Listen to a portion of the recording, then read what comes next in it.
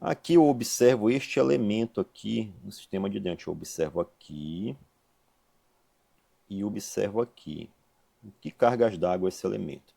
Isso aqui é uma botoeira de acionamento manual da bomba. Para que ela serve? Bora voltar para cá. O modo normal do sistema de hidrante funcionar é mais ou menos assim. O sistema de hidrante ele é um sistema semiautomático. Ele não funciona automaticamente. Tem que ter uma ação, uma interação humana para fazê-lo funcionar.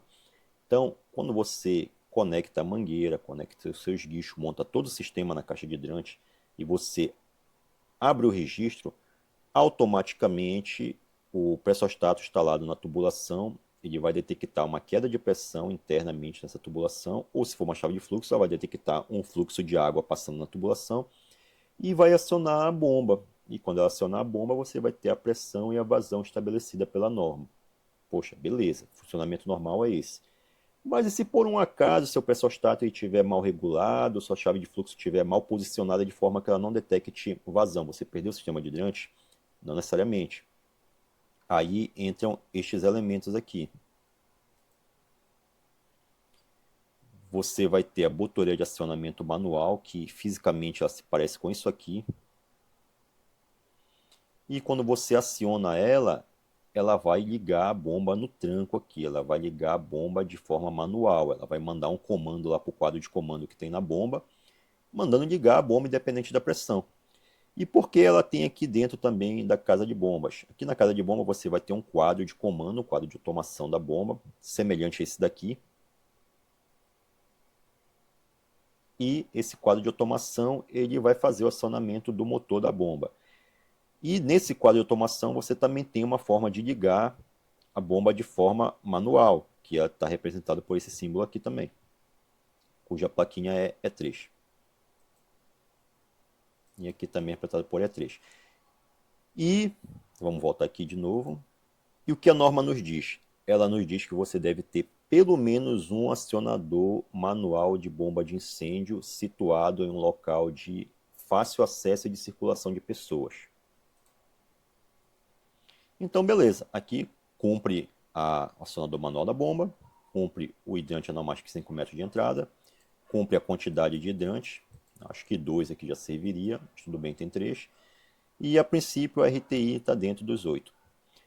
A RTI aqui cabe também uma observação, você observa uma bomba apenas e aqui duas caixas d'água redondas que provavelmente já são caixas d'água de fibra e elas estão dentro de uma alvenaria aqui. Pode isso? Pode. A caixa d'água ela pode ser de fibra desde que ela esteja protegida ao redor dela contra intempéries e contra choques mecânicos.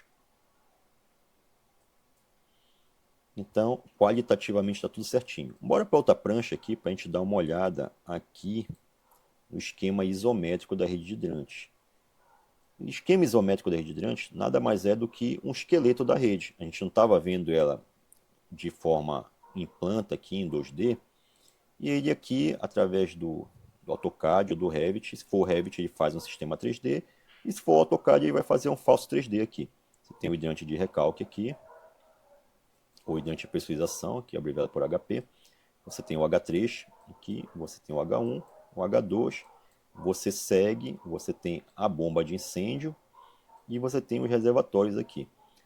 Aqui são registros de gaveta, caso você precise fazer manutenção em um reservatório desse daqui, você fecha esse registro, faz manutenção e o outro reservatório continua funcionando. Você não perde a rede de hidrante, você fica apenas com metade da capacidade dela. E vice-versa, quando você for fazer manutenção nesse reservatório, você fecha esse registro aqui, deixa esse aberto e não perde a rede de hidrante. A água vai vir por aqui, desceu aqui, pá.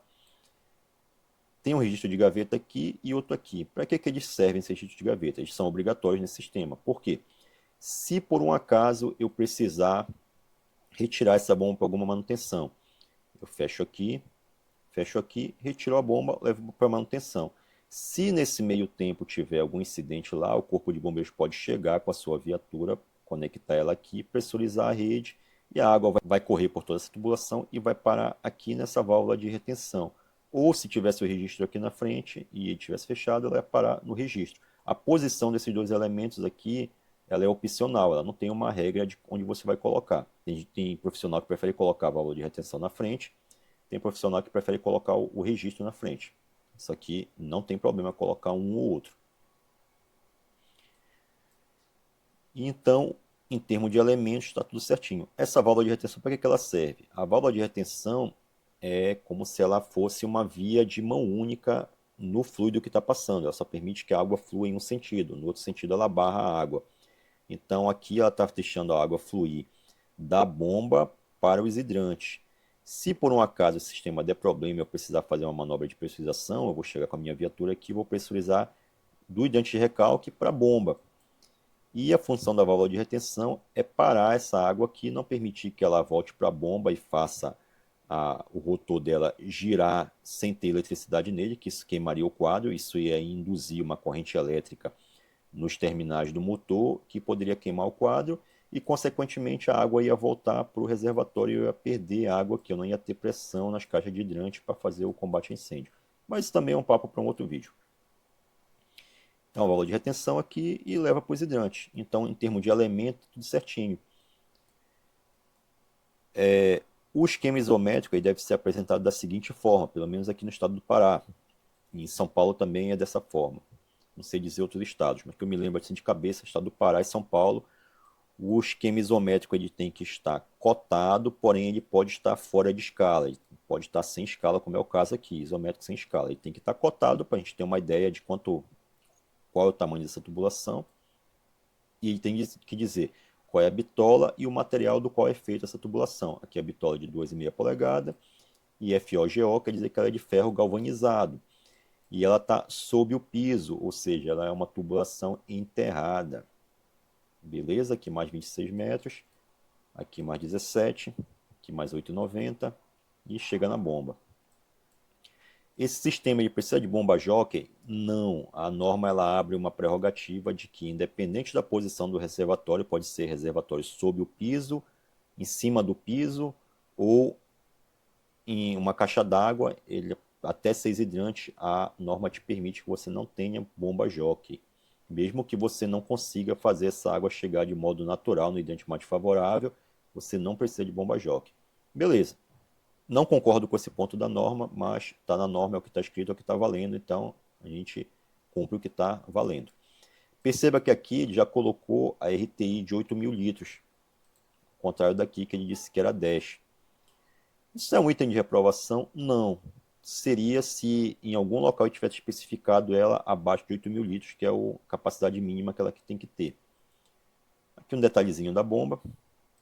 Aqui um detalhe em corte do reservatório. 2 caixas d'água de 5.000 litros, por isso ele colocou a soma de 10. Aqui ele diz que ela está protegida com uma alvenaria resistente ao fogo. Tudo bem, isso é permitido. Aqui uma visão por cima.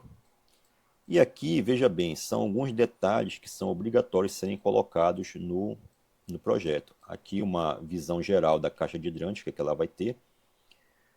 Aqui a tubulação, o registro globo angular e o adaptador de engate rápido. Aqui chave de mangueira, precisa ter só uma, não precisa ter duas.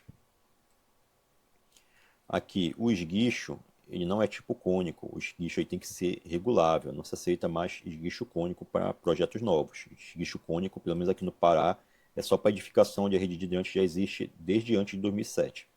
Beleza, e aqui a mangueira. Que cabe um disclaimer também.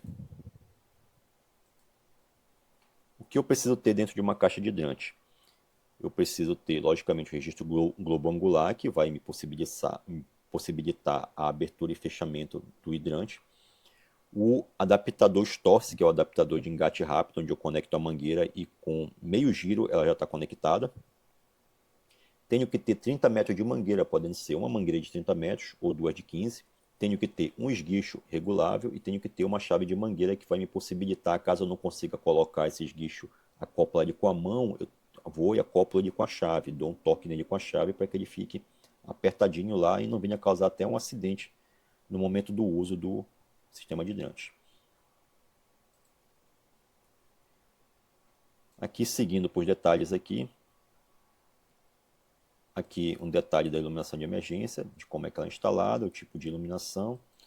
A altura em relação ao piso ela é de 2,5 metros, ou seja, aquele raciocínio que a gente estava aplicando lá atrás, dela cobrir um raio de 5 metros, estava dentro, que geralmente elas são instaladas a 2,5 metros mesmo. Aqui mais um esqueminha da iluminação de emergência, beleza. Aqui detalhes de instalação das placas de sinalização, veja a placa em cima da porta, a altura da placa que está nas laterais da parede. Aqui mais um detalhe da caixa de hidrante. Aqui detalhe de pintura de piso para extintores. Lembrando que essa pintura de piso ela só é obrigatória em locais onde eu posso obstruir o acesso ao hidrante, que seria isso, algum local de depósito, onde pode se depositar mercadoria lá de forma que eu obstrua o acesso ao extintor ou mesmo ao hidrante. Aí eu vou, pinto um quadrado de 1 metro por 1 metro com outro quadrado vermelho dentro, para identificar que eu não posso obstruir aquela área ali. E outro local seria estacionamento, para ninguém estacionar o carro de forma que eu não consiga pegar o extintor em caso de incêndio. Aqui detalhe de instalação dos extintores, extintor que está em cima do piso, em cima daquele suporte tipo um vasinho. Aqui um extintor que está preso na parede de forma abrigada.